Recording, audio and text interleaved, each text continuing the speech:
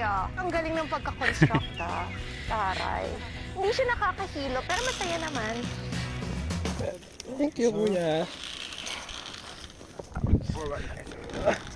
Okay, look. Magsuko.